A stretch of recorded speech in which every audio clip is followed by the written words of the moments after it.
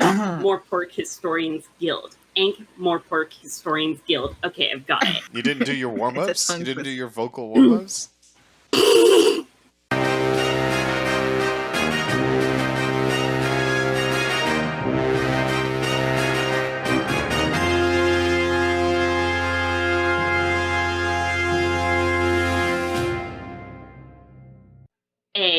Welcome to the Ankh-Morpork Historians Guild, a podcast where we read, discuss, and rank every book in Discworld in not chronological order, but in the order that they were published. This week, we will be discussing equal rights, and boy oh boy do we have opinions. Hi, I'm Chio. I use she, her pronouns. I'm Curtis. I use they, them pronouns. And I am Mulch. I also use they, them pronouns. Okay. So, there are good things about this book. I think that we have to apportion time to talk about things that are good about this book. There are good things about this book. There are portions of this book that are miles better than the first two books. Yeah. There are things that I really genuinely loved about this book. Like, yes. I would say overall, I actually really enjoyed this book. Okay, however, so I'd be inclined to disagree. I think it has there were terrible things parts that I liked about this book and God. things that I thought were good. I would say that there's nothing I loved about this book. For me, it was a book of like extremes as well. Like there were parts that I hated with my whole soul, and there were parts like stuff like discussing how witch magic works. I loved that. Like that's just like I really, really enjoyed that. There are parts in like in the city, like the way that Granny Weatherwax interacts with the city that I loved. There were really good parts for me, but there's a big but. There's a big but. And that's why we have to separate it. Okay, so do we want to talk about things we like first, or do we want to talk about things we like second? That's what I'm asking. I don't think we have a group consensus here. I do agree that we should start with the positives, but for me, this was not a book of high and lows. This was a book that made me, for the most part, viscerally uncomfortable, except for bits that kind of bored me.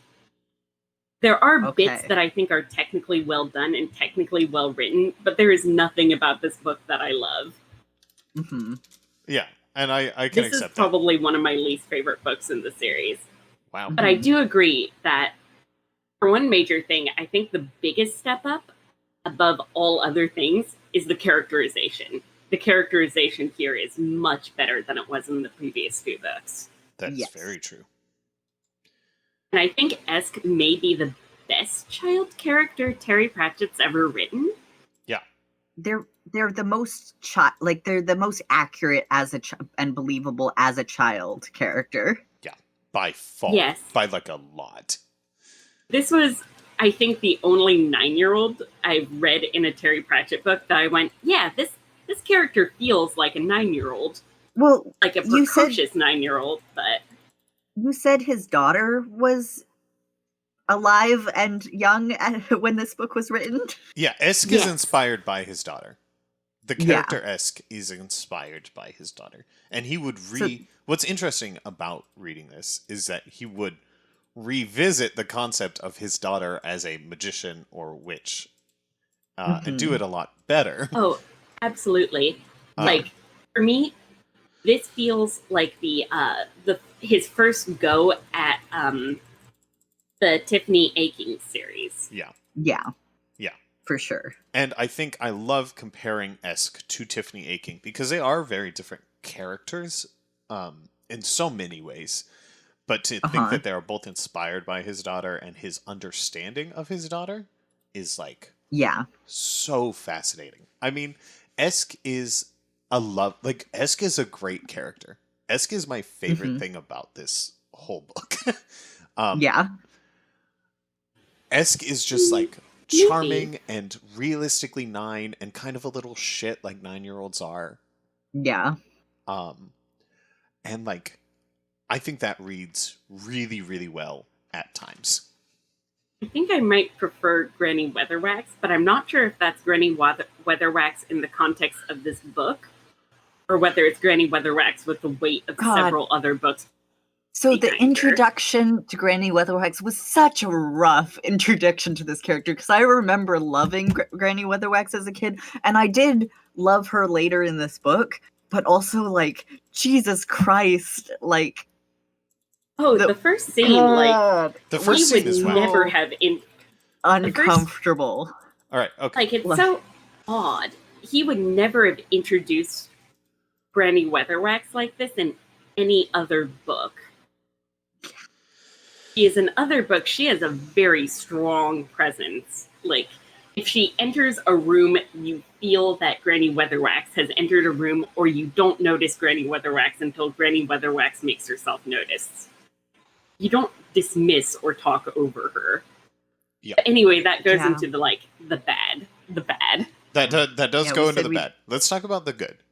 I love Esk. I really liked...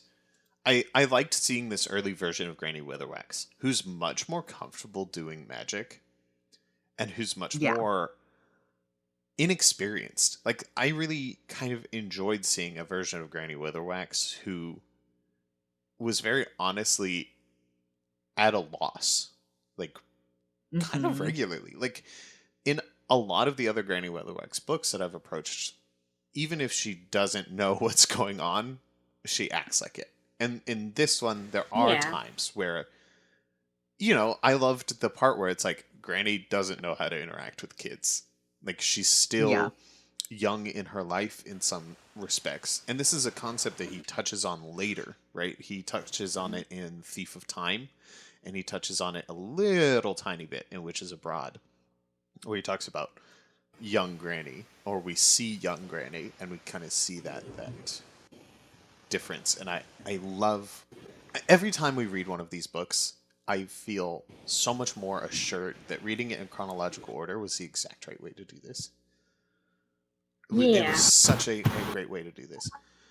I'd say my favorite bit in this book, like just my favorite scenes, were probably the scenes where Granny Weatherwax interacts with a witch in a nearby town. Yeah. Oh yeah, I love that witch. What's her name?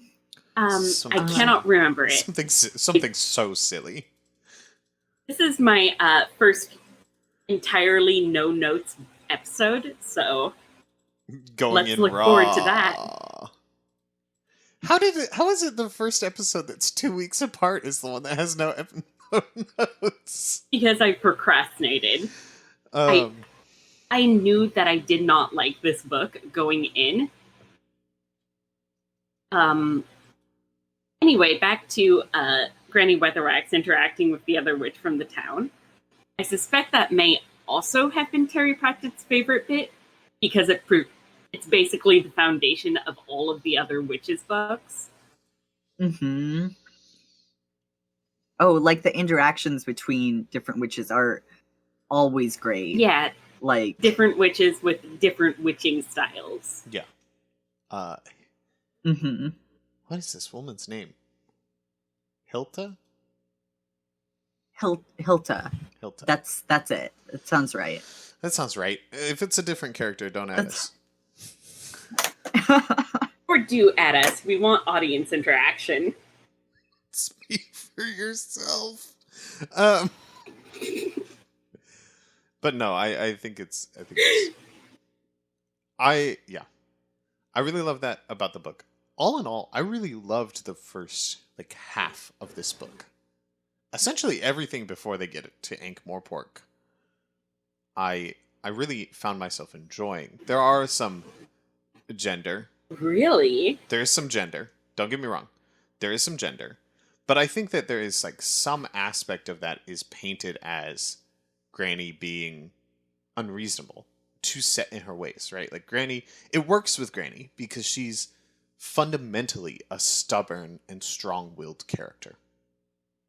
And I think it is often I actually the had it strong-willed that hold on to the other way. Like, I got less uncomfortable when we got into the the wizard stuff. Oh, I can't Like, wait.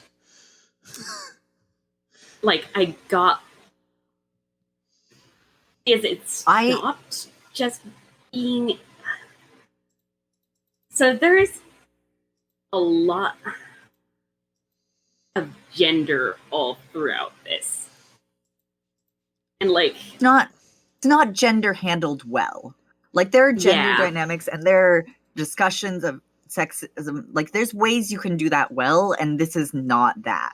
Like, the problem, and it almost touches on the fact that something is wrong here. Like Esk sits in an apple tree at one point and like almost touches on the fact that something is wrong with the way the world works with gender, and then just never gets there. Like that was the moment I was like, oh, this is just missing. It's just it's trying to do something and it's missed it. Let's let's move into the bad, because I don't think we can avoid it any further. Yeah. The thing about this book is that it's very thematically muddled. Mm-hmm. It's not like it says multiple contradicting things at the same time, and it's very uncomfortable to read. It feels like he does not know the point he's trying to make. That's the thing that really short-stops this book. Like, this book is sold as, like, this is your feminist magic book from the 80s, right? It's not. And it's not, because he doesn't... It's so... the way this book ends is so infuriating to me. Because it's not through any of Esk's or Granny's actions that, like, part of this problem is fixed. At some point, the wizard just looks up and is like, yeah, I'll let women in. Maybe I'll recruit some others. And you're like, I like, guess, man? But it isn't... They never come back. This is never a thing in any of the other Discworld. Even more importantly, it's not Esk's decision to become a wizard or to get into magic. Yeah. That choice is made for her literally as she is born. Yes. The fact that she is destined for wizard magic and is just randomly the best at wizard magic, and there's no article of choice in any regards in any part of this story, is like so fiercely undercuts any possible point you could be trying to make. Like, it's... And another thing is that, like, her problem isn't solved. It just stops being a problem. Like, throughout the first 2/3 of the book, her thing is that when she first starts doing magic accidentally, Granny Weatherwax takes her in and starts training her to be a witch, because Granny believes that that's the type of magic that women should do. Yeah. Or that women are suited to. Yeah. But as her training progresses, it becomes increasingly clear that not only is this not Esk's kind of magic, her wizard magic is weakening the fabric of reality and drawing in eldritch creatures from the dungeon dimensions who are coming closer and closer. So they set off to Unseen University, and it becomes progressively worse, where Esk is basically like involuntarily doing magic constantly, but she can't do magic intentionally. I want to point out. At one point, it says that the. Let me finish. I'm still talking. Sorry. And at one point, it's outright said multiple times that she's not doing magic so much as the staff is working through her, and that problem is never solved when they reach university. It just stops being a problem, and the plot becomes about solving some other problem that revolves around Simon. Yeah, the addition of Simon is an insult. But what I wanted to say is, I think that one of the things that it really fails is she's not bad at witch's magic. She's actually quite good at it. She does a killer job. This is another part of the book that really undercuts it. She does a great job at witch magic, and she enjoys it. Yeah. It actually further undercuts, again, well, that's what I'm saying. There's no choice. I don't think she enjoys it. She explicitly does not enjoy it. It's just that she's good at it. She doesn't enjoy getting the runaround from Granny because she doesn't think of those things as magic, but she likes borrowing, and she does it. It's the only part of like actual Something magic that Granny says repeatedly is that witch's magic is not about doing magic. Like, that's something that's made progressively clear throughout the book. Wizard's magic is about altering reality. Witch's magic is about working through reality. And when Esk borrows, she hijacks the bird's body and, like... No. The only other time we see her borrow is in an instance of emergency. It's not... This is what bothered me, because that point was undercut too. Granny explicitly says that when she was as far in as Esk was in training, she was doing much more what we would call magic. She was borrowing, and she was doing these tricks. She explicitly says it. That's what's so crazy about it. Like, he really didn't think it through at some points. Yeah. Like, he thought of these characters that are great characters and then didn't think it through. Which I think is why he revisited both of them in completely different contexts. Absolutely. God. So, there is something I want to bring up, and it's the idea of a witch's or wizard's job being not doing magic, because that's a fascinating concept, and like that's something that he revisits again and again in his later books.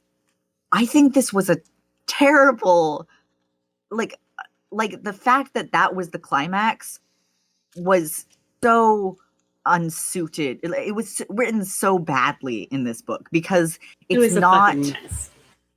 not at all what the plot or the characters, that's not what any of it's building up to, and it's such a sudden turn, and like Granny Weatherwax may like say that or state that at some points, but it's not a strong enough theme working up to that climactic point to especially matter since one at of all. Esk's conflicts up to that point was that she couldn't do wizard magic voluntarily. Yeah. Then having her not choose not to do magic for the climax, just that runs completely counter to the plotline that was built to up. her struggle as a character up to that point.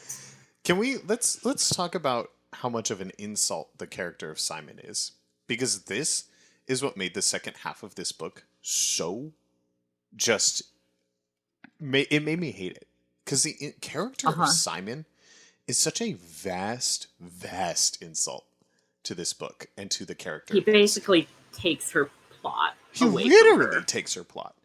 The whole thing, as you pointed out, is she's drawing the demon creatures to her, and that's why she has to go to and then university. they see Simon, and they're like, no, I want to eat that instead. And then they see Simon. We don't care about you anymore. You could tell this whole story without Simon, and it would be exactly the same. If in the second half, instead of Simon being the one to call the creatures, if he had just had Esk be the one to call the creatures, and her have to do an engagement with them, a mind battle without Simon, without trying to save this like weird boy who's introduced for no reason. And and this book has not just one, but two unnecessary, poorly judged romantic subplots. Ugh. Yeah. And yes, that he like kind of that she is into Simon in some regard is so meaningless and so weird, bullshit, and like the way he writes it, because she's so broken up that like she hurt him at all, and she's like, he's a good guy, is such an undercutting of her like strong until that point, pretty stubborn. And it's not even like a child breaking down at that point. Again, that's really where he loses the plot of her being a kid, is really in that final act. It's just like Simon is such a nothing made me angrier in this book than Simon's existence. Yeah. God. And I have a theory. I can't confirm it yet, but one of the best elements of a lot of the later Discworld books is how like thematically well thought out they are, and how like full of like well executed ideas. Something I've noticed with the first 3 books we've read so far, I think the early books might be like really thematically muddled. Like this one is the worst thematically so far. But even in the light fantastic, which is my favorite of the 3 we've read so far, the themes are there, but they're not like fully articulated, and the color of magic doesn't really have themes. And I'm like straining to remember more, because I think that one might also have been thematically messy. Yeah, I mean, I think he's still at a point. And sorcery was too. Where his theme and his point is just a satire of other fantasies. Right? There are definitely themes and points in Color of Magic. Do I think they come together? Well, fuck no. But, like, his focus is still on not creating general satire, but specific satire of the fantasy genre. And it's just not... It doesn't focus on the story of his characters or a singular point that he's trying to make. He's just trying to make fun of fantasy. Yeah. And I think that's what that downside is.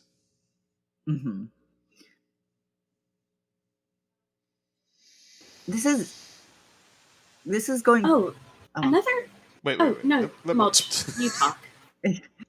Sorry, this is going back to an earlier point, but like, as far as romance in at least early Discworld books go, and I think a lot of later ones too, though he hits it a few times, but for most of the Discworld romances, I think something that they tend to do is undercut relationships.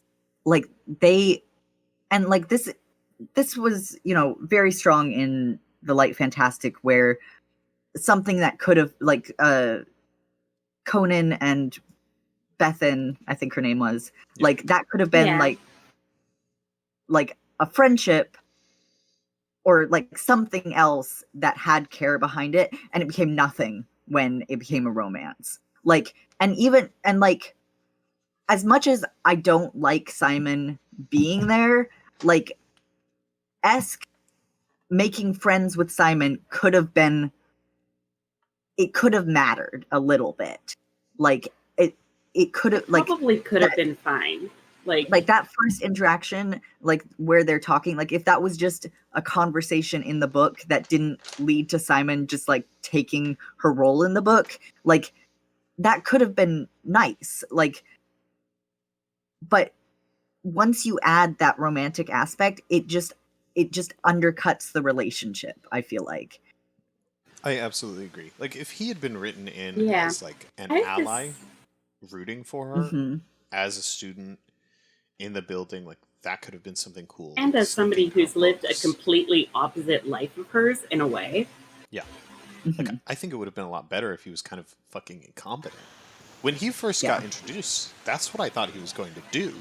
Like, I thought he was going to be an ally student who was incompetent, who didn't deserve the position he had when she so clearly did. And then the opposite happened, and it was very painful. But that's what I thought was going to be... That's how I thought this character was going to be used. I have this theory... Oh, sorry. I have this theory looking back over the Discworld romances, that Terry Pratchett is kind of bad at writing characters falling in love and beginning relationships with one another, but he's good at writing relationships. Like, once characters have been dating for a while or have been married and they're comfortable in each other's presence, then his relationships are great. Who does that happen with that isn't Lady Sybil and... Yeah, that's what I immediately thought of. Yeah, and like Angela and Carrot. See, man, Angela and Carrot is interesting. Like, yeah. I think it's like, a very. But it feels like a real relationship, especially in like the Fifth Elephant. I was about to say it feels real. I don't know if it's like, I don't.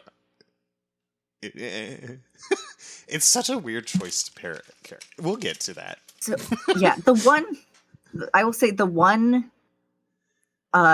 romance that I actually loved the start of, like I loved the getting together of, was what Unseen Academical's Nut, and is her name Glenda? Oh, yeah. See, I thought that was extremely sweet.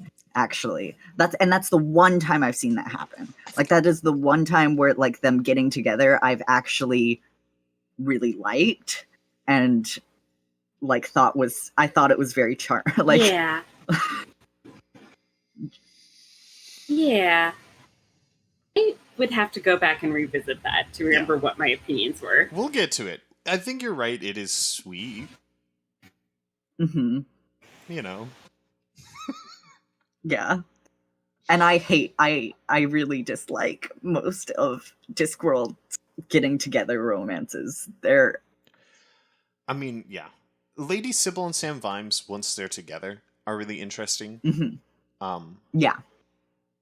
And I think Carrot and Angua, while a very extraordinarily weird choice, personally, does yeah, I was thinking. Does like work as a real relationship.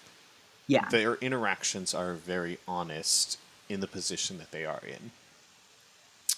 But the thing about it is, like, and I know that this is how writing is for anything, but the romance is so rarely, like, are worthwhile to the story. And I think that's really why they rub up against us. Lady Sybil and Sam Vimes is one of the only exceptions to that. And, like, that's why we love them so much. Mm-hmm. But even that is, like, in Guards, it's a little weird how it's written. Oh, no, I should specify once they're together. Yeah. I don't fully remember the beginning, but I remember not liking it. Yeah. It is very odd. It is really a relationship where it's like they fall in love years into their marriage is what it feels like. Like, yeah, it kind of really felt like they just got together because they were both old and they were like, what the fuck, we're not getting any younger. Me, let's do this thing, baby. That's literally what they say. That's literally what Sam Vimes thinks, is like, love doesn't have anything to do with it. What's the line? Is love doesn't have anything to do with it at our age. I can't do any worse and she can't do any better, or she can't do any better or I can't do any worse. Something like that. I think he thought, I can't do any better, she can't do any worse. Yeah, that's it. Which is just like, all right, which is a very romantic sentiment. Yeah, I mean, it's worth noting, I think that this is very interesting. Terry Pratchett got married pretty young. Not young for the time, but he was married. If I had gotten married when he got married, I would have been married for 3 years. Now, he got married pretty young. Holy shit. I always was interested in how he portrayed that kind of relationship, because I can kind of appreciate a relationship that is more of a working one than I think it's excessively British, and it's really funny how he made fun of it, but I think it is something that's really interesting to me. Relationships, especially very, very guaranteed long-term ones, are more about the agreements and commitments you make to one another than ongoing emotionality, which I think he portrayed very fascinatingly and very lovely sometimes in Lady Sybil and Sam Vimes' relationship. Yeah. But yeah, he got married at 20. He got married at age 20. Jesus.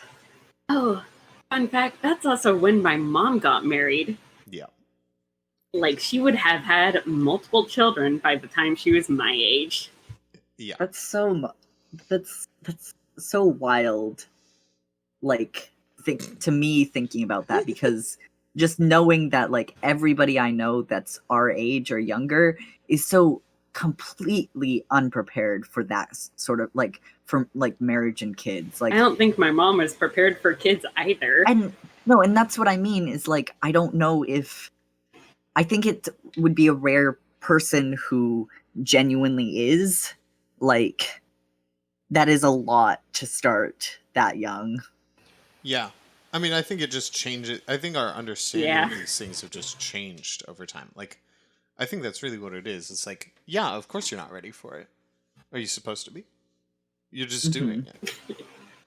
Right? Like, you are just committing to work with another person.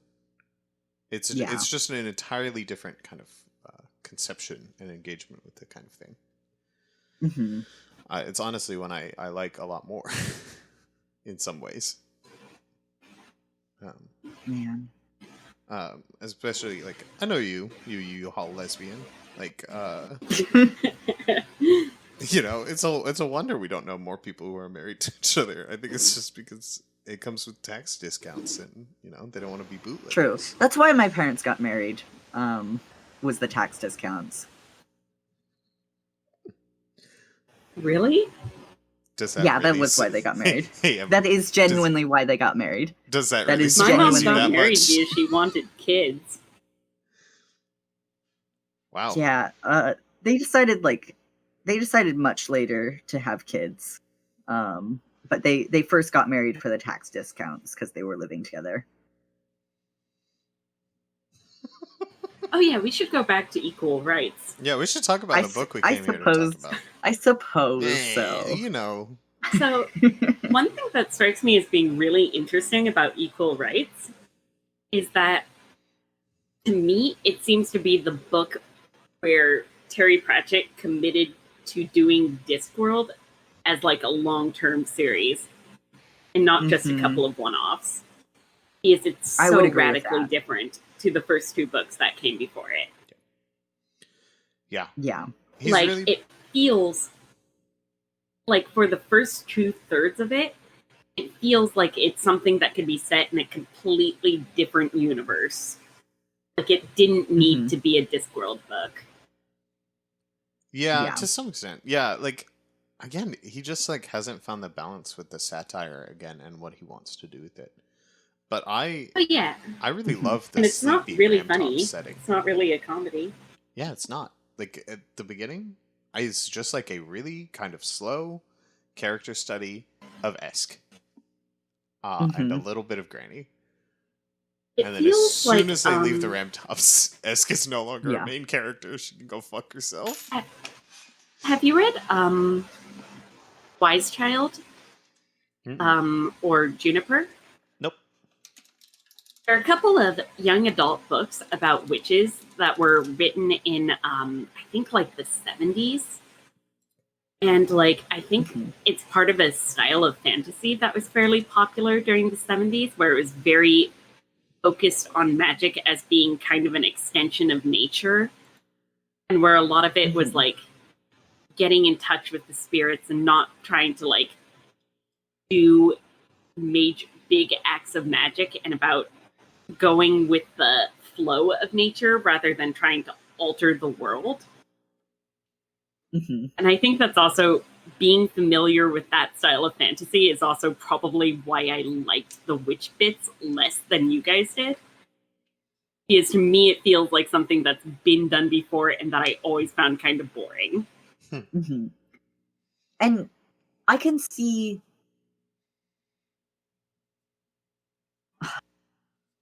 like there is like a slower nature to that, or a more mundane nature to that I can see being boring to read. I just really liked it. like I love the idea of like witchcraft being mostly mundane things, like headology, about it being like I think that's another thing for me. where to me it also feels like that interpretation of witch magic is very, very gender. Yeah. Or like, I guess, or it's like witch magic conceived as being like in tune with Mother Earth. that makes sense. And like, it would have, like, I just wish it wasn't, like, I wish all of this wasn't so binary. And that's, like, I was, like, horrified with the introduction to Granny Weatherwax just because, I mean, she's very, very binary. Like, a whole first few scenes of this book, I was really disturbed by. Like, they upset me. Like, should we talk about the first scene? The foundation of this book. Yeah. I mean, I guess, yeah. Legally, we should. I will say, though, on the binary part, something that really, I think, is the most gender about this book, and something that he kind of, he tends to rectify later in his books because he starts hating the wizards more, is that, like, Granny's magic is all manipulation. She's literally just a super manipulative woman, and that's all she does. Meanwhile, the wizards are like ultra powerful, noble university scholars, and they're a little silly, but they're like still super educated in a real, and like, no, all she does is manipulation and hypocrisy, and that's her kind of magic. And it's like, okay, I don't know. I don't know what message you're trying to send there. Where it's like fucking right brain, left brain sort of shit, where like wizard magic is basically like metaphysics, where it's about, I think he describes it multiple times throughout the series as like finding a scale in the universe and putting your thumb down on one end. Where it's sort of like mathematical and scientific, and whereas like witches magic or is like all earth magic and getting in, learning about nature and herbs and the bees and the beasts. And like, and the thing is with me is I love watching that sort of manipulation. Like, I find it really fun to think about and read about, but it is so disturbingly, like, it does tie into that larger, like, disturbing message, and that's so unfortunate. Part of it for me, like, is that it reminds me of a bunch of like third wave feminist shit I read back when I was a kid, where it's all like the female body is, women are inherently more in touch with nature and with Mother Earth, and like feel the world through your uterus. It's bioessentialism. Shit like that. Yes. Yeah. It's bioessentialism. Yeah. And I think one huge improvement with witch magic that he made over the course of the series, or actually like starting with the next Witches book, Weird Sisters, which is that he tied it more and more into the idea of stories as being a guiding force in the world. Where more and more it became about people sort of acting out legends and myths and narratives, and about witches kind of being the ones who figure out what the stories are. Yeah. Yeah, they can control a situation by looking at the big picture. They can understand a greater thing. I mean, and it's really in the unevenness. If the wizards were how they're portrayed later, you know, kind of, I mean, in Unseen Academicals, right? That's like one of the last wizard books. They're disgusting. They're horrible. They are the absolute picture of the privileged academic in their high tower looking down on the world, right? They are so vastly flawed in that. they can't really fucking do magic.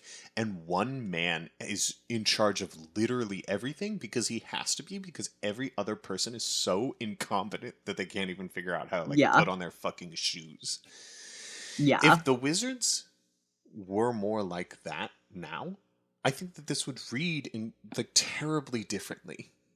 Because there could be something said about S generating something new because she's disappointed in both these systems, or there could be at the very least a more equal opinion of humanity in general, rather than women are manipulative and ground and men are the big city magic men. It was and the worst part is it's not even misinterpretation at this point. There's a part of Terry Pratchett that just genuinely believes that, and I'm like, oh no. Yeah, it's sort of at least it's also kind of my problem with his other book about gender, which is Monstrous Regiment, where seems like on some level he does think men and women are fundamentally different. Well, you just have to look at the dwarves to know that.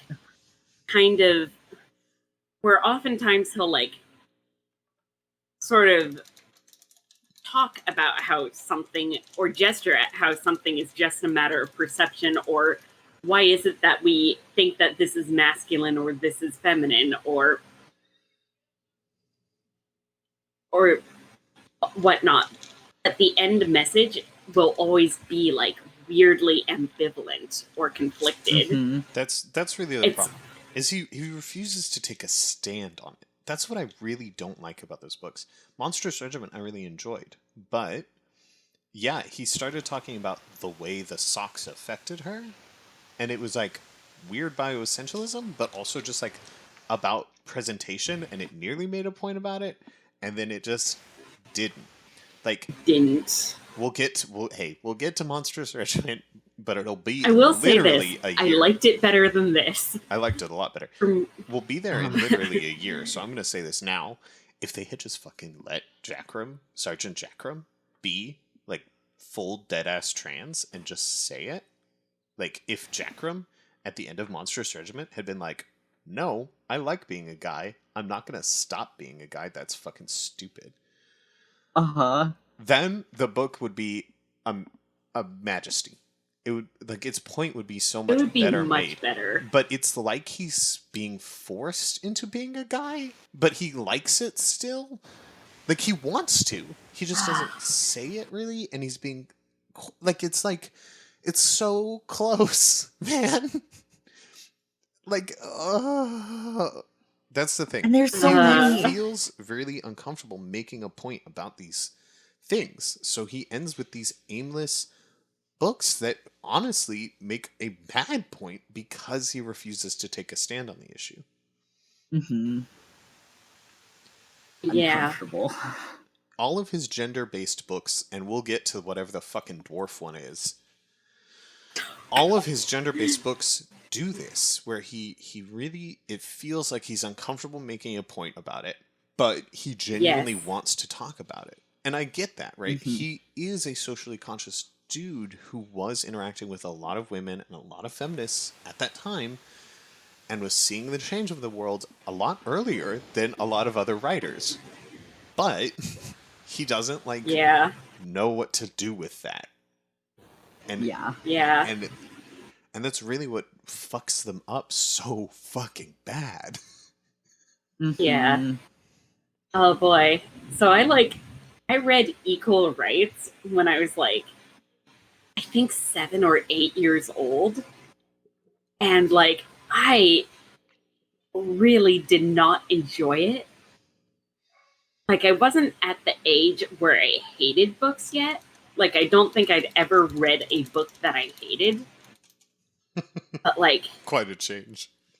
I was I was a much more chill about books person when I was a kid.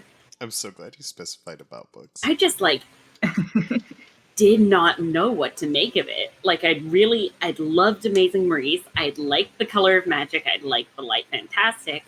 And then this comes along and I'm alternately bored and uncomfortable and like very confused, because I was also reading this like at the time when I was reading Harry Potter. Ugh. And this is a very different like interpretation of wizard school. One that is significantly less appealing to a child. Yeah, I think that this is doubly interesting because, might I note, earlier in the books actually reminded me a lot of you when you were younger. Like, she says, really? he's like, yeah, because you were also that kind of same stubborn, kind of like too smart for your own fucking good type of deal at times. And like, young Esk reminded me so much of you at times. I think I was far less competent. Like, Esk is very competent. Well, no, kind of. Esk has a magic staff that does it all for her. I'm sure if you had a magic staff that did it all for her, you'd be trolling. God, it drives me so fucking crazy that the thing with the staff was never resolved. It literally just dies.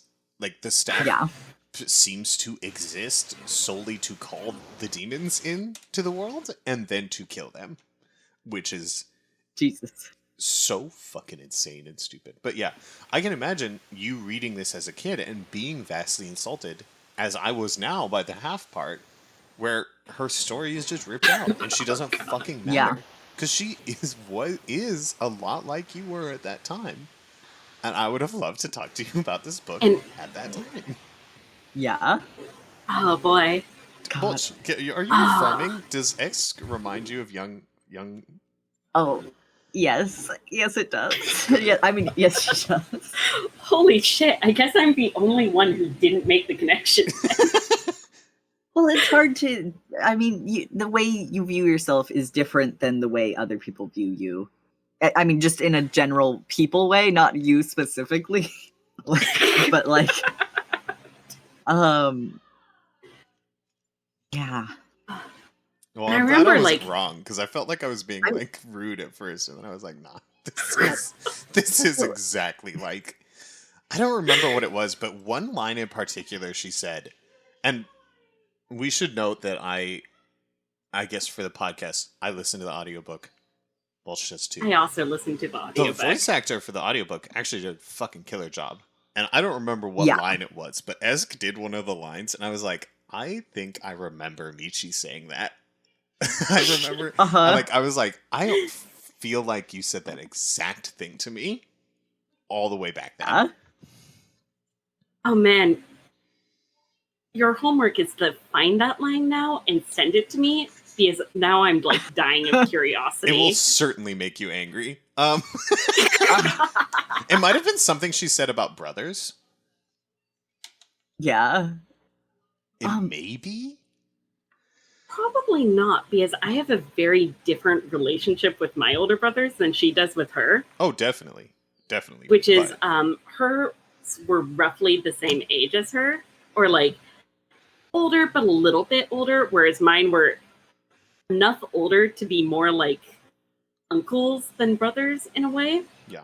Mm-hmm. So like I idolized my brothers. Yeah. When I was growing up.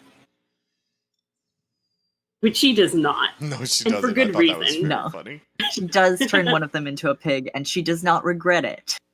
I wouldn't either. Or really get in trouble with with it. Realistic child scenes I have ever seen. It really was. Yeah. It was, again, I think he did a really great job writing Esk. At times. At times. Really, any time before they reached Ankh-Morpork, I really think he did a great job writing Esk. Yeah. Like, I think the stuff before Ankh-Morpork is much better, I should be clear. But the reason why the stuff before Ankh-Morpork, I think, made me more uncomfortable is because, for me, it felt like the most bio-essentialist. Maybe it's because I have the context of all of those, like, third-wave feminist writings. I think that it where was I'm like, more... oh god, this is Earth Mother shit. This is Earth Mother shit. I hate Earth Mother shit so much. So I think they said but I think the second half was more bioessentialist to me. I mean, probably. Looking back at it on a theoretical level, it is the one where, like, as we've discussed, Esk's role literally gets hijacked. It's insane. It makes me so like mad. it is the much more like intellectually, I know it is the much worse segment, but like reading it, I could just pretend I was reading like more of The Color of Magic or whatever, rather instead of reading like something that was a completely different animal and trying to make a statement about gender. Yeah, Molchka.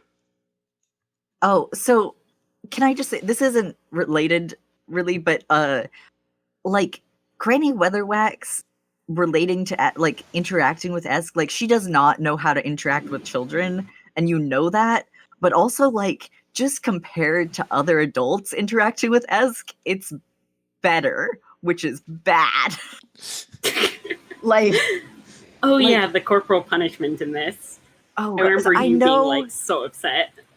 I know to some extent it's a generational thing, but like I like as reading this as a kid, I would have liked it so much better, because just like that interaction between her and her father made me so mad. Like I worked with kids for 2 years, and that punched me in the gut. Yeah. Like I was so mad. Basically, what happens is they're at the dinner table, they're having a discussion.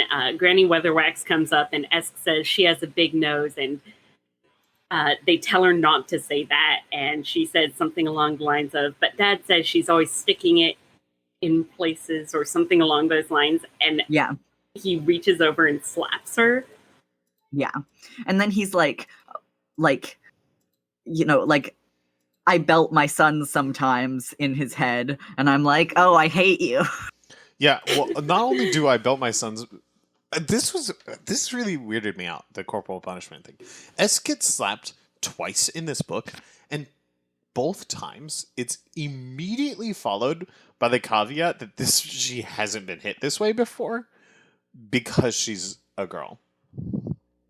Yeah, well, that was the first one, but I think Granny Weatherwax didn't. I don't think that was true for when Granny Weatherwax did it. I think it just talked about how she hadn't done it to Esk before. Oh boy!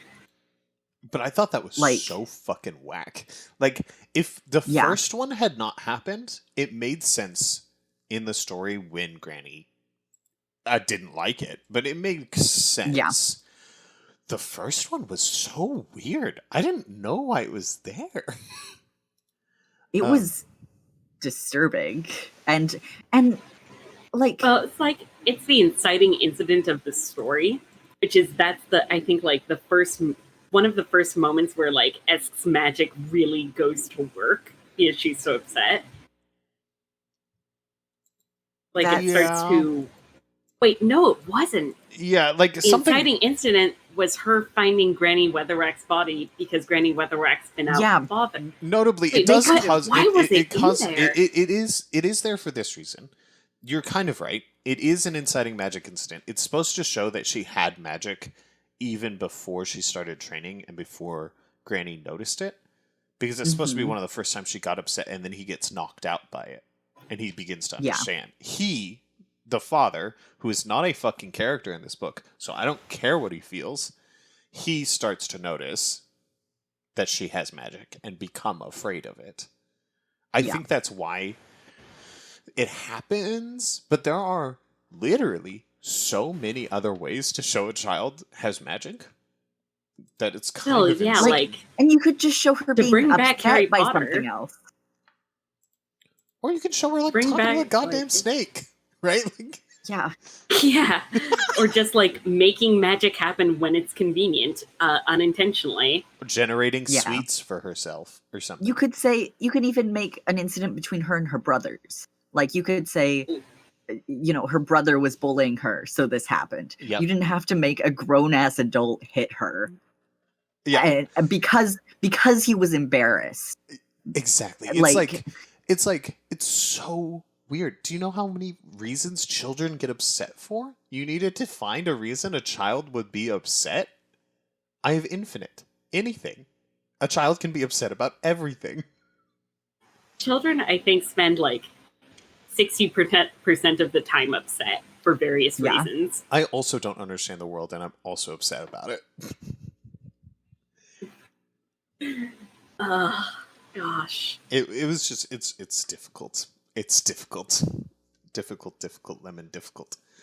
So I think in many ways many aspects of this book I think are a technical improvement over the prior two. Oh boy.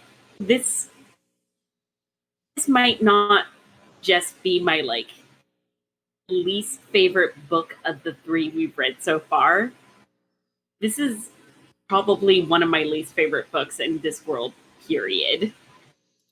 Mm-hmm. I mean, it's insane that you like Color of Magic, but go on. It is a little bit. Like... It was unbearable. See, that's weird to me, because, like, I think structurally, The Color of Magic doesn't really work. But for me, it's like, I really like Terry Pratchett's prose. I think a lot of the jokes are very funny. And I like so many of the ideas in The Color of Magic. So for me, it was just pretty fun to, like... That makes sense. Ricochet. I disagree, but that makes sense. Yeah. I understand intellectually. Yeah. It's definitely not a book I needed to read as many times as I have now read it. Like, it was notably less enjoyable the third time I read it. Oh, was it? Yeah. In a year. It was much less enjoyable. Keep in mind that I have read Guards more times in that same year, and I could read it another time, and I bet it would be just as enjoyable. Well, don't worry, you will, and we will hear. Yeah. I mean, the difference being Guards has a real fucking story and characters. Yeah. Yeah, for me, The Color of Magic is perfectly fine. This is not fine for me. This was like a viscerally uncomfortable read. Yeah, and I get that. I think that you're absolutely right, that there is a lot of bioessentialism. And if he was trying to make a point, like I mentioned, about Granny being stubborn and older and flawed, he should have made a fucking point. Yeah. And he just didn't. And it totally fucking sucks. It sucks that Esk doesn't do anything. It fucking sucks so bad that she doesn't, like... It really sucks that she becomes, like, periphery to her own story. Like, if you break it down into the story beats, she doesn't make a decision that impacts the story that she's at the center of. Short of running up and saving Simon. I do think I think we should be... a little bit of credit. I do think that the desert scene is cool. It doesn't work, and it undercuts the story, and it's kind of whack, but it is cool. I will say it is interesting, but it's not frightening. It feels like a step backward from the Light Fantastics climax. So what I will say is it does keep with the theme of you can physically beat up Edrich horrors. Like, I like that. Not only can you should. Yes, I do like that. I do like that as well. Oh shit, I just realized, didn't we at some point say, oh, we should talk about the first scene, and then we proceeded to talk about something else completely different without talking about the... Let it be surmised, though, that any human being should read the, 1 minute read that is the first scene and go, women, huh? And then fucking shoot themselves. I think we should talk about it, because I think, like, the way Granny is written in that scene is, like, really bad. And I think we should talk about the ways that it's bad. So the first scene is basically, like, an elderly, dying wizard with his staff. He's following the staff, is being guided with the staff to a location, which turns out to be the Blacksmith's Guild. And the blacksmith is the blacksmith. And he is just a blacksmith. Yeah. And the blacksmith is the 8th son, and he has 7 sons, and he has a child that's being born at that moment. And the wizard binds, or I'm not sure what the right word is, like, he gives the staff to the newly born child, basically binds the staff to the newly born child and then dies. And after he dies, the midwife tells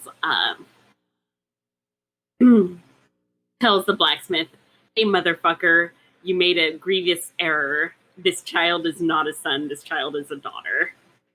And that's Granny and Weatherwax. Like, well, fuck. Well, fuck. And and Granny Weatherwax is like in the background of the scene going like, "Oh, wait, don't." And like everybody's ignoring her, talking over her, and they don't introduce her as Granny Weatherwax or as a witch. They introduce her as the midwife. I will Which say, is just such a introducing wild... her as a midwife, I will note, they mentioned that she moves into this spot roughly after she's born. Later in the book. The passage of time is like wicked bad. I did not notice that. The passage of time. Oh. This is another point. But she is known here, but she doesn't explicitly live like 2 miles outside of the town. It's kind of implied that she moved here to watch Esk, and that she was at that time staying on a different section of the Ramtops, the hometown that she mentions to the wizard. Because again, the passage of time is bad in this book. Yeah. So I will give a small bit of defense there. I don't think it's good. She only has like 4 lines until she tries to destroy it. So in the first like 5 pages or whatever. Which, to be fair, I think was a very Granny Weatherwax scene. I liked watching her interact with the staff. Yeah. And then if it weren't for the raging, like, is it sexism? Is that just the word yes, I should sexism use? Yeah. is an appropriate word. If it wasn't for the raging sexism in all of those first scenes coming directly from Granny Weatherwax, that is never truly resolved in the rest of the book. Well, I think part of that is, to be fair, like, Granny Weatherwax is very socially conservative and continues to be very socially conservative throughout all of the Discworld books. So oddly enough, like, in the later books, I think, like, the one exception is that, like, she seems to kind of believe that women should be able to do whatever the fuck they want, or whatever rules apply to women should not apply to Granny Weatherwax. So I guess that's, like, either a later alteration to her character, or I don't know. No, you're kind of saying that, and I get what you're talking about, but she also affirms that by rejecting any notion of femininity, which he starts doing in this book. It's like very critical to Granny's character that she can do whatever she wants, because she like rejects not only like femininity, but like really being a woman. She sees herself as something separate. Like she was vaguely aware that there is skin underneath her clothes, but she rejected it. And she's vaguely aware that she's attractive, but she rejects it. It's a thing that he repeats over and over and over again. Granny has freed herself by rejecting that she is a woman or that she is feminine, which wow, I totally missed that. It sucks so bad. It is the only part of Granny's character. I think it is an interesting idea for a character. Yeah, if you said it some other way, better as well. Yeah. Like it's a concept. If it were in a different story, it's a concept that should, or like we're more critical of it. Yeah. Yeah. Like I would like one of the obvious one being that witches bow; they don't curtsy. Yeah. Mm-hmm. Yeah. Which is bad. They don't curtsy. Yeah, I think that the very first part, everything before Billet dies, is fucking stupid. I don't think it's particularly well written. As soon as Billet dies, Granny tries to break the staff, and I think that's really enjoyable. I think Terry Pratchett is really good at writing sentient objects. God, yeah, he is. What was I going to say? Oh, can we talk about how the name of the town is Badass? For, like, no reason, and it's really funny. Yeah, that is it's really funny. Like, it's, like, not addressed. The place is just called Badass. Yeah. Where they specifically refuse to address it. They're like... Yup, that's the name of this town. A name with a story? Have you got anything to say about it? Nope. This is Badass. It's where we live. Like, I guess, man. Hell yeah. But I do love that. Most of the Weird Sisters after this book is I wanted to, like... Firstly, I wanted to check and see if, like, Granny lived in the same town. And also because I wanted to wash the taste of it out of my mouth. Or out of my brain, I should say. And I genuinely don't know whether she still lives right outside of Badass in later books. Like, they don't bring up the town name in Weird Sisters. They just mention the Ramtops. I was about to say, they always say she lives in the Ramtops. Beyond that, they don't really give a shit. Oh, never mind. Yeah. Because she lives in the Ramtops in Witches Abroad, too. I think maybe Terry Pratchett wasn't entirely satisfied with this book either. Is he like... I mean, Tiffany Aiken there are exists. a lot of radical changes that happen at the end of this book that are then never mentioned again. And that, for instance, like, Unseen University is not co-ed after this book. Yeah. Esk is never mentioned up until, like, the third Tiffany Aching book, where she's functionally an entirely new character. And,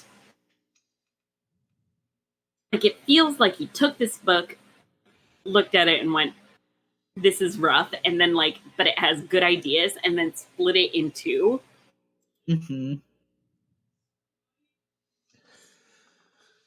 Yeah.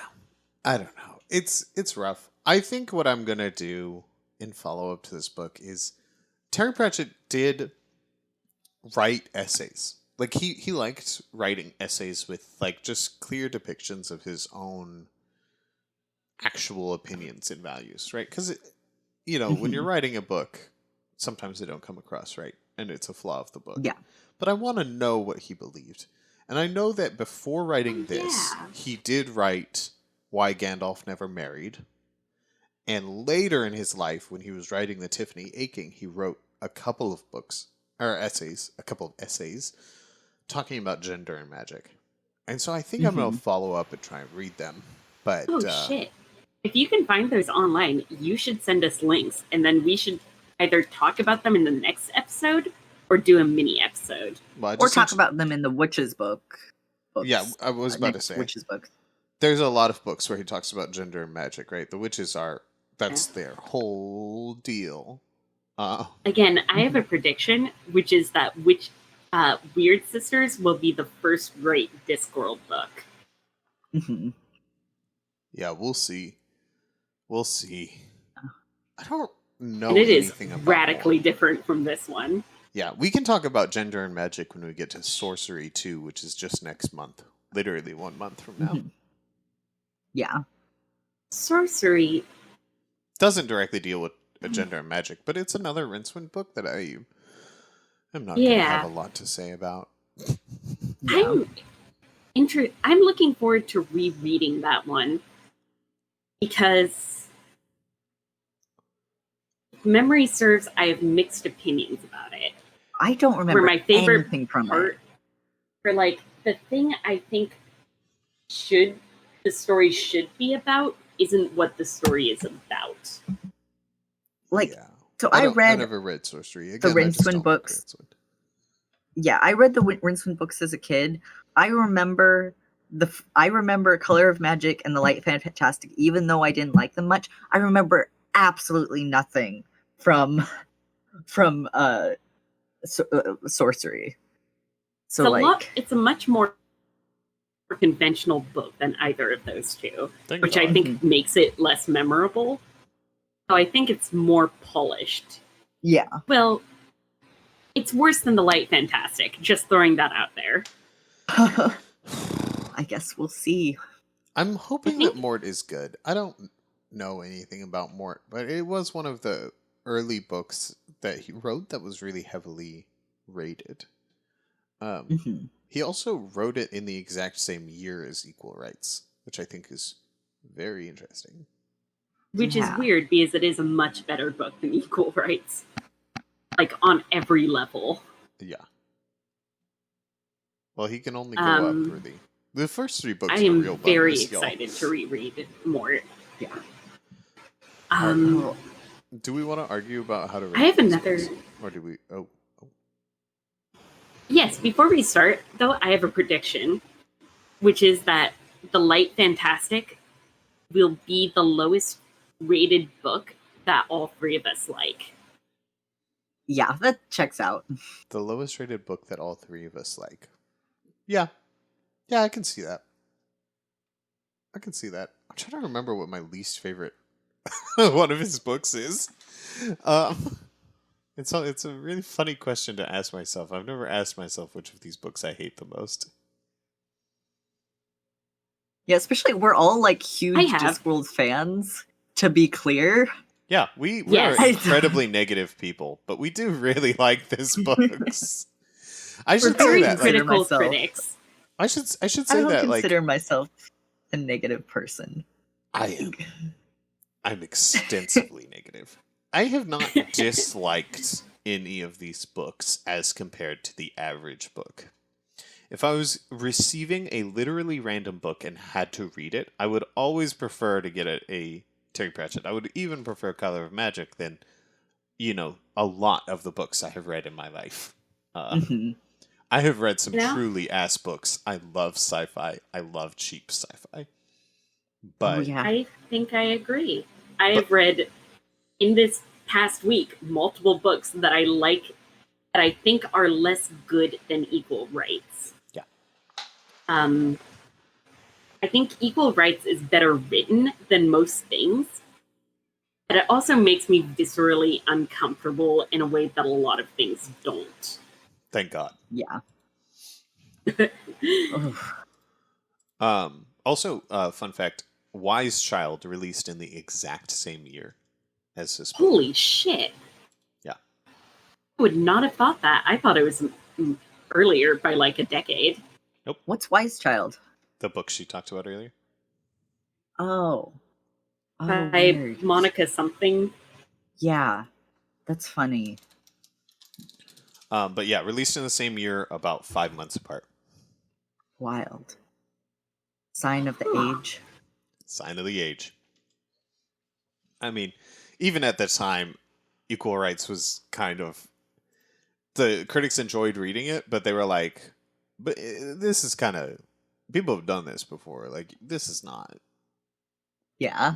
Revolutionary or anything. Like, it's really not. Yeah, but sometimes people do try and sell it like that. Again, like, I have never read Equal Rites before this, but I had always heard about it like that. Like, this is his feminist magic book at that time, and blah, it's great. And you're like, Whoa!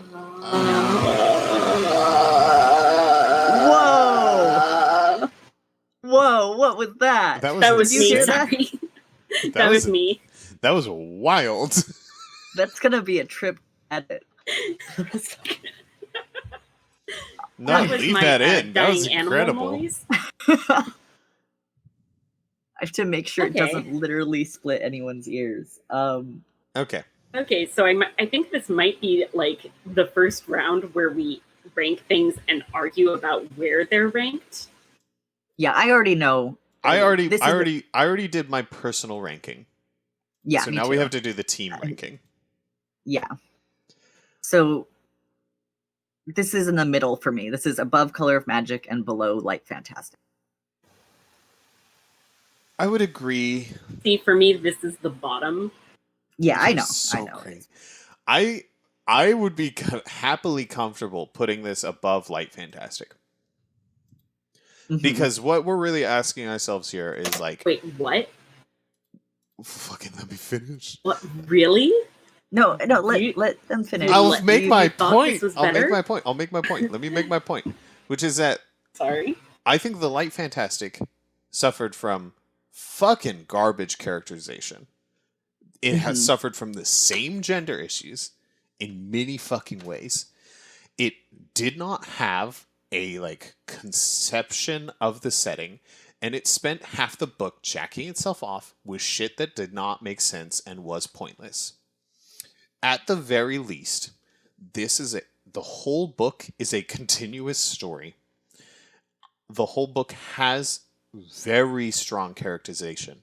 Granny and Esk are real, strong, interesting human beings. Even fucking Simon, Treadle, and the fucking wizard who does not matter in this book, like, all have strong senses of character and identity. The location of the Ramtops feels like a place human beings live in.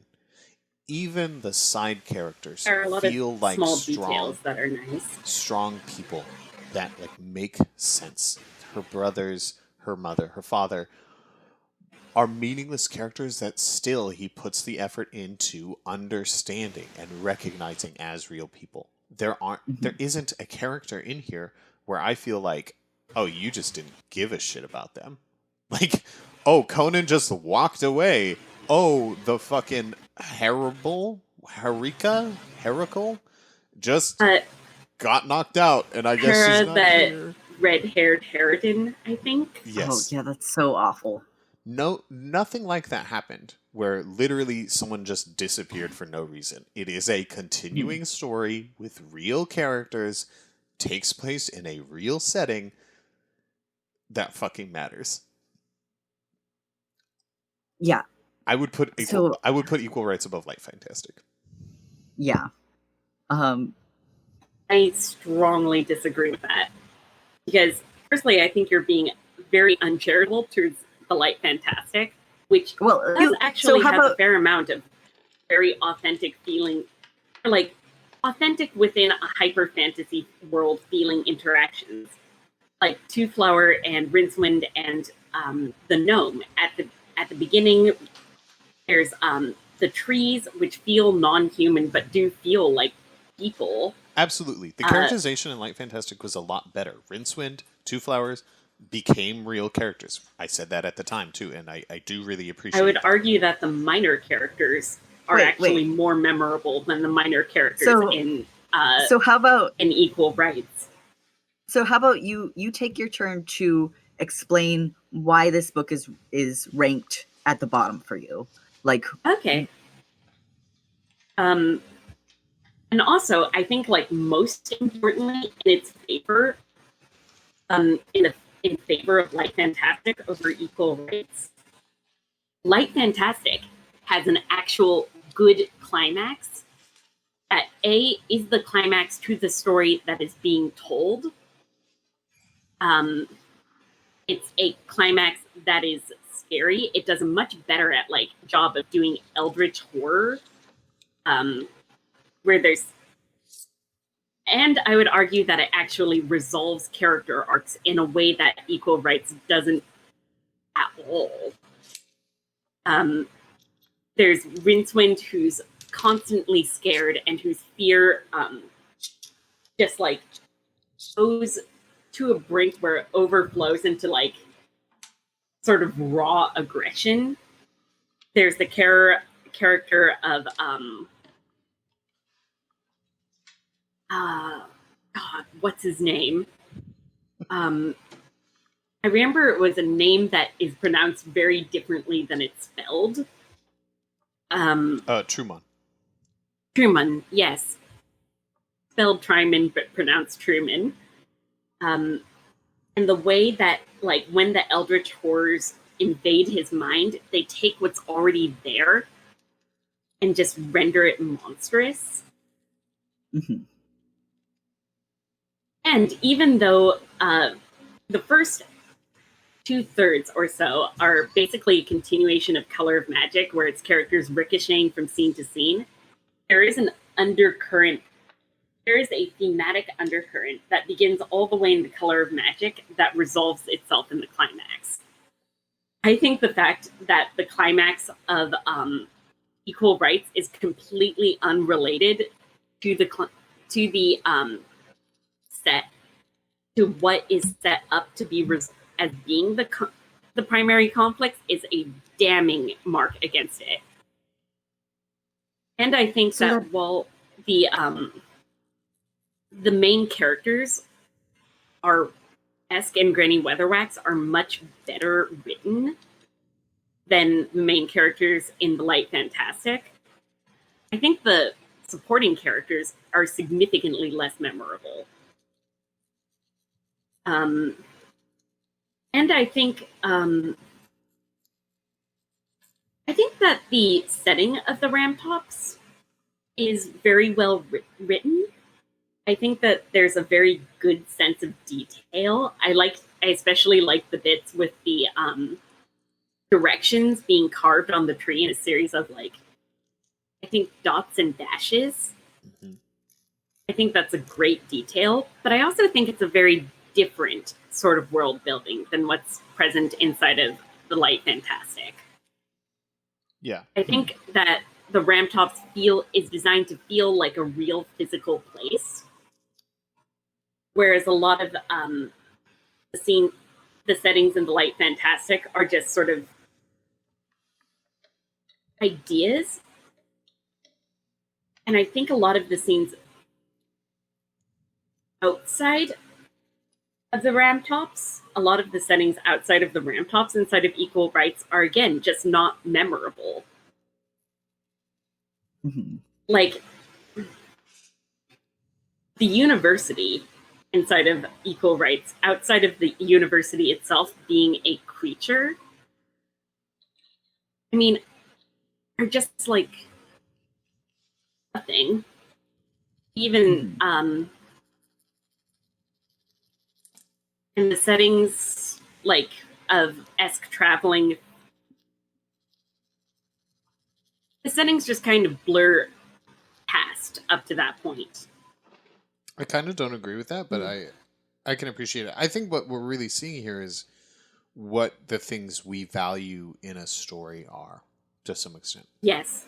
And I think for me, right, I like a very pastoral, slow exploration of a quiet space. And that's what I'm rewarding here. I think to me, that feels very real. I think that you're right to some extent that those locations that she goes to aren't explicitly memorable. But that's because, for me, the world isn't memorable. They are real. And I really appreciate and enjoy that. That's I think that's what makes this ranking exercise really interesting, seeing what we reward in stories. I think for me, ideas are very, very important. And so the fact that Equal Rites is the most ideologically muddled of any of the books we've seen so far makes it the worst. Well, I don't know if we'll go that far. Color of Magic does still exist. Yeah. We're talking about ideologically muddled. But I think the fact that the Color of Magic doesn't have big underlying ideas and instead is a collection of small ideas makes it more coherent than Equal Rites. For me, Equal Rites is just an incoherent disaster ideologically.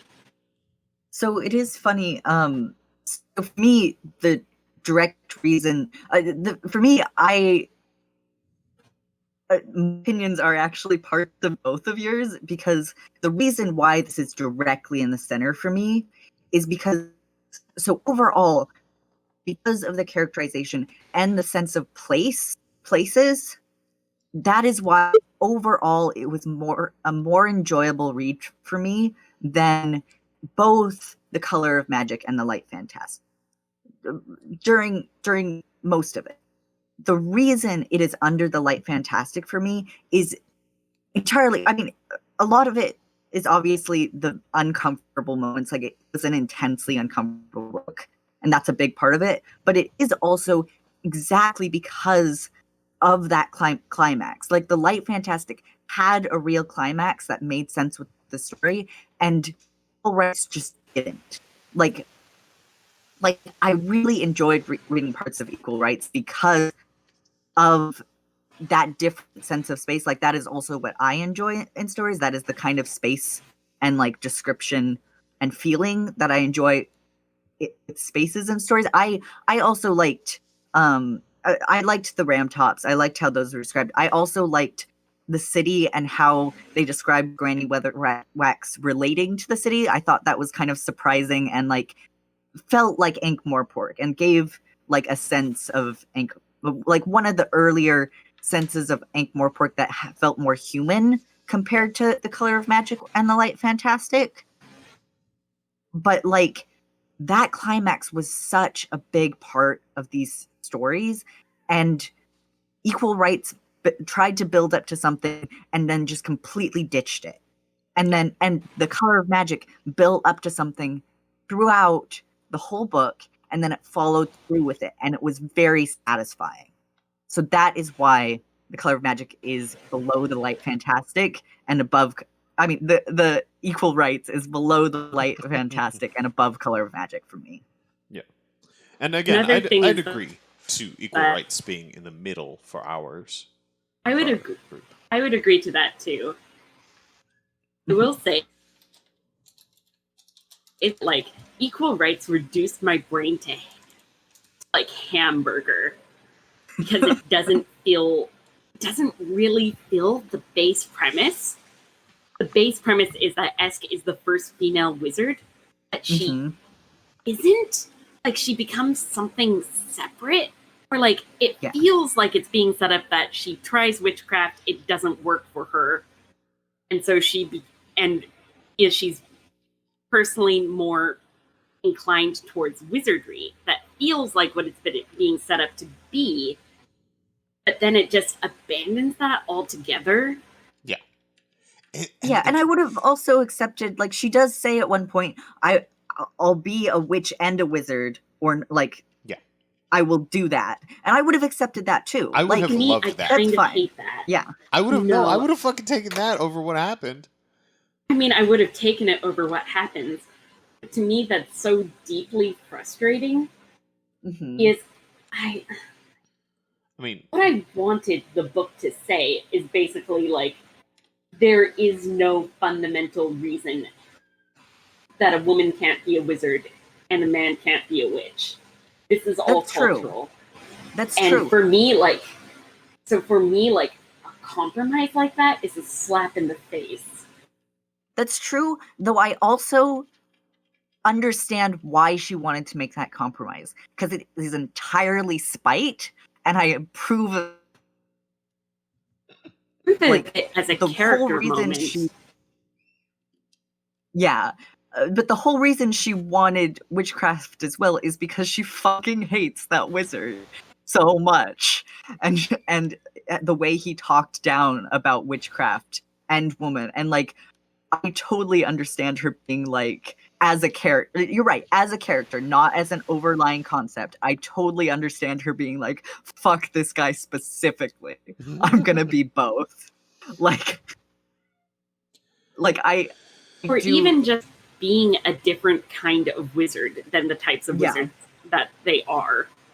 Yeah. Or just doing her wizardry outside the university system. Doing magic and rejecting both systems would have been fucking great. That is what I really wanted to see, is like her just being you're fucking stupid. But it doesn't, because she goes to fucking school. Yeah. It's like, finally, anything. I can be there through no action or fault of my own. She doesn't even go to school. I have no agency. That. We don't even get to see her be happy that she can go to school there. Yeah. It literally is like, which also, like, oh, we've got 2 pages left. We better resolve this. Happy. she wouldn't have been happy going to school there. I feel like that was like and he just didn't want to confront that. He didn't want to talk about that or show that. She can't fucking read, y'all. It's so crazy. Oh yeah, that also drove me crazy, which is... It's so needless. Like, the big inciting incident to the climax is, like, goes to the library because she wants to learn how to read, but it never happens. She never learns how to read. She doesn't know how to read at least at the end not of this book. Text. Yeah. And that frustrates me. It should. It's spiritually incorrect. It is such... just like... Oh, yeah. No, this book, I think, was, in some ways, it was our most frustrating read yet. Because it's like, why even approach these fucking things if you're not going to say nothing? Like, you just wanted to be in this space.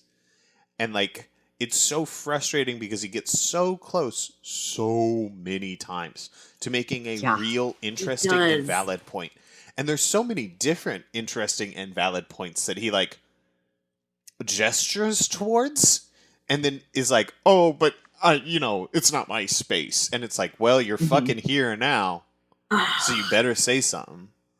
Like, that's what makes it the most frustrating read. I get being so, like, upset and hating this book because, like, it's fucking frustrating. It's absolutely frustrating that he's a smart person, and you can see that, and he has some understanding, at the very fucking least, of these issues, and then nothing. Nothing. Over and over and over again. He fails to make a point, to, like, resolve his concept, to do anything at all that would move that forward.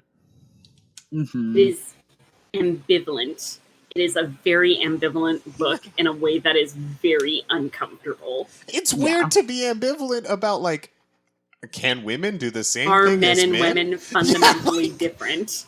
It's not a position where you should be ambivalent. I'm really waffling on whether girls can learn magic. Like, yeah, I don't know. Don't waffle on it then. Like, just don't do this, please. It definitely makes the book the most he immediately retcons this book out of existence. There's some the stuff next that he book brings is up more... here. Sorcerers come up again. Which I think is yes, really interesting. the staff stuff, but, like, in sorcery, Esk is not in sorcery, and Unseen University is not co-ed. Yeah, Unseen University is never co-ed, right? No. Yeah. No, never. Okay, that's what I thought. I was trying to remember if in the later books they, like, vaguely mentioned that there was a woman there. But yeah, I was like, I don't fucking think so. I mean, the housekeeper is there throughout the series. Yeah, don't even, yeah. Oof, that's a whole, yeah, we'll get to that. Oh. So I think we're agreed that this is sandwiched between the light fantastic and the color of magic. Yeah. Yep. For our group list, I have put it there on my sheet. Can I just say, I am so fucking excited for him to not talk about magic. The magic books were always my least favorite Discworld books. I just don't think it's interesting. He tells the best stories when they are centered on these characters that are lively and real and interesting. And the simple fact of the matter is you introduce these concepts of magic and you make a person less real. Yeah. You give a person less agency. They're less in control of themselves and their story. And that, like, is very unappealing to me when his specialty is understanding and looking at people and giving us just a way to interact with human beings that's entirely new and so honest and wonderful and lovely. Yeah. Oh shit, we still haven't talked about the library. But I have to wait for a later one. Let's do it in the next wizard. I mean, we could do 5 minutes on the librarian right now. The librarian exists. He's in this book. He's in Orangutan. Yeah, he's also the only character in the university in these books that goes that continues on as a member of the cast. Yeah, that's true. Like, They that's ditch another all thing. of these Like, wizards. he has all of these wizards, but he doesn't really seem to care about them as characters. I know. I can't wait. Like, they're very much interchangeable. When does Ridcully show up? He actually doesn't show up in a wizard's book, which throws me every time. What? He shows up in the first Industrial Revolution book. That's wild. Moving Pictures.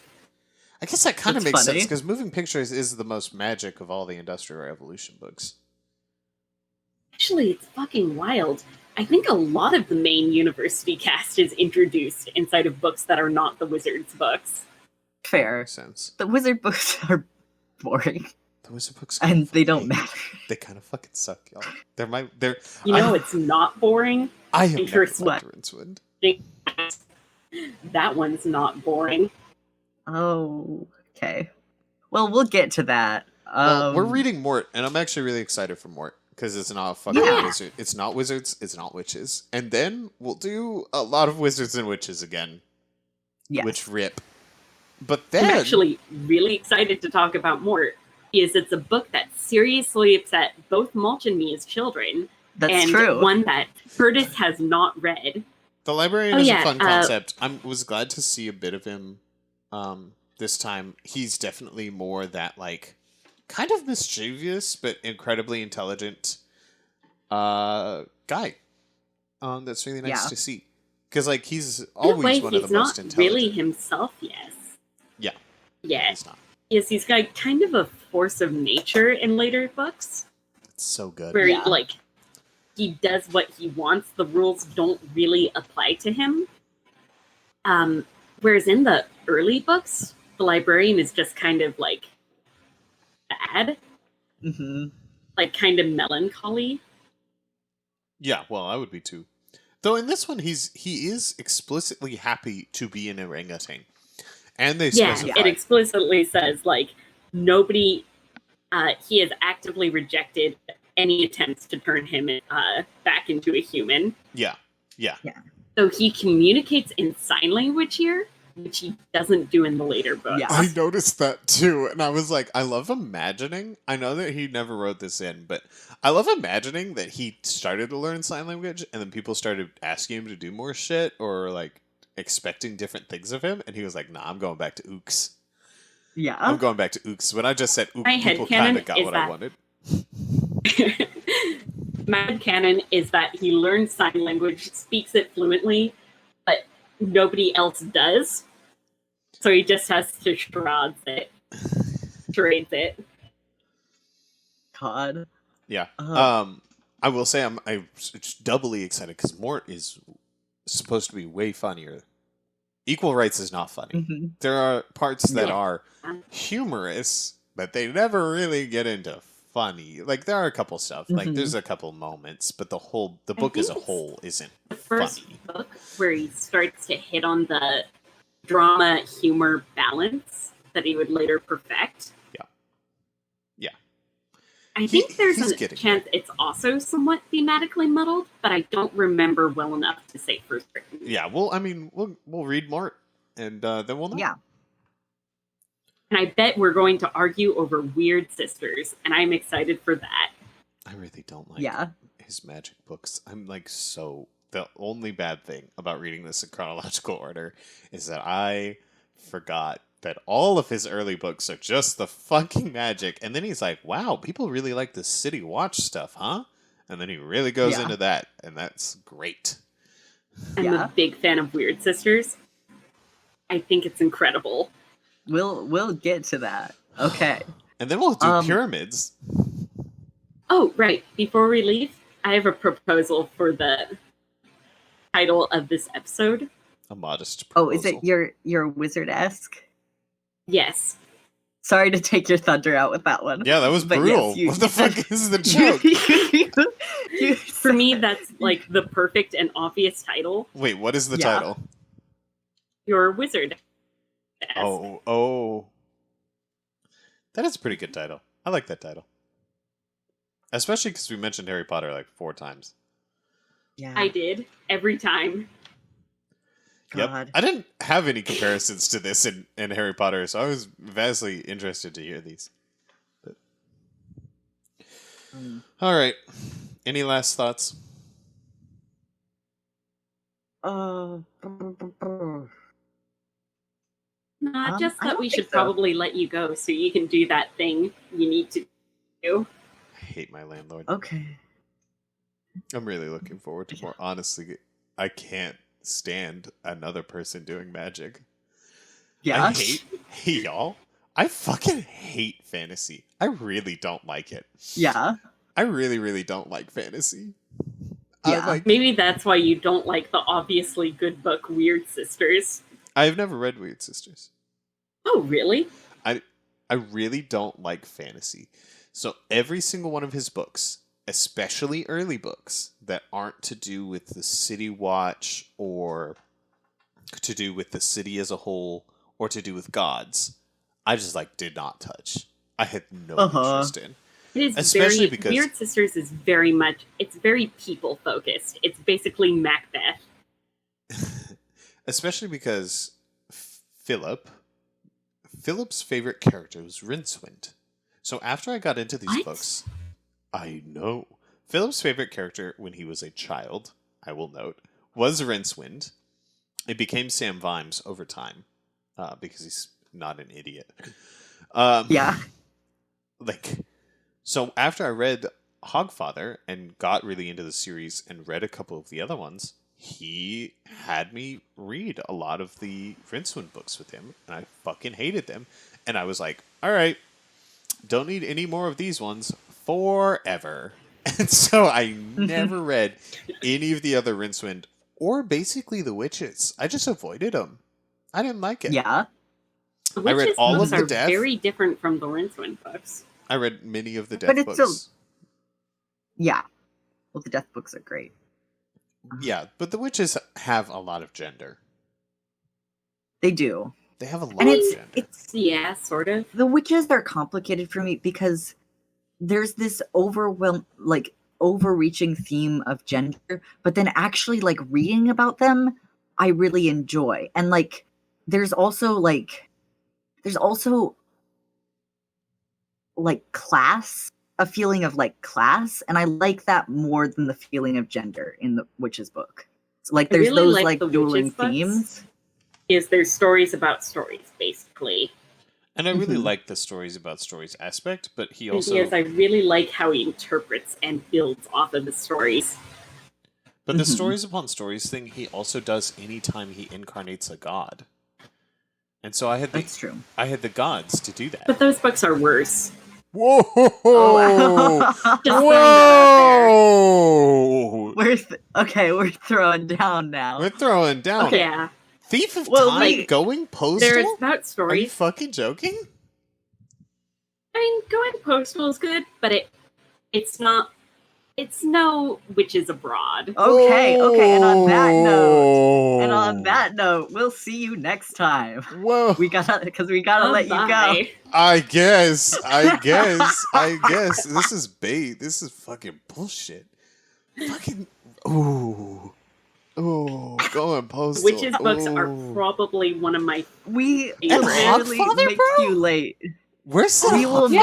Yeah. I like Witches Abroad better than the Hogfather. We will make Curtis late. But if we get into this. But when we're talking about stories, Witches Abroad over Hogfather? Yes. You have lost your mind. Well, because the Witches books are about stories, but they're also about people and how people interact with stories. Yeah. Like Hogfather. And they're significantly they're also denser than the Death books. Witches Abroad is a much denser story than the Hogfather. Oh, we're gonna get to Hogfather, and this is gonna be The Shining all over again. Yeah, I mean, I like Hogfather, but it's not one of my favorites. Hogfather was my favorite book as a child for a while. My favorite overall. So we'll see how this goes. I haven't read Witches Abroad though. Maybe I don't know what that's going to give me. I recently read it, and I've never read it. Yeah, well, I've never read it. Don't worry. But my favorite is Amazing Maurice, which is very much about the story about stories. I think I'm gonna throw down for Hogfather. That's my prediction right now.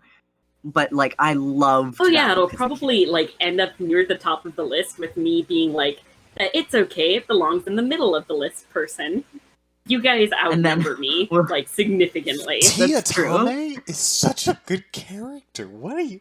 I'm in shock. I'm in awe. Susan? For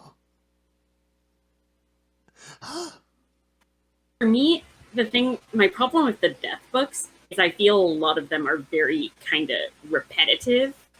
Or like it hits the same story beats repeatedly, so that they kind of blur together for me. Yeah, but he's always examining a different part of humanity every time he goes. Like, you're right, he keeps going on vacation, and that's whack. But, like, every single time he's exploring a different concept of how for me, that, something that takes us would... I feel like he wrote Reaper Man, and that was basically the ultimate Death book.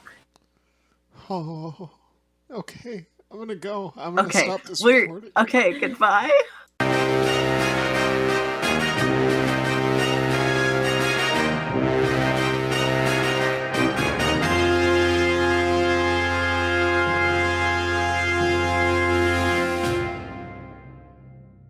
Fuck that. You don't get a goodbye.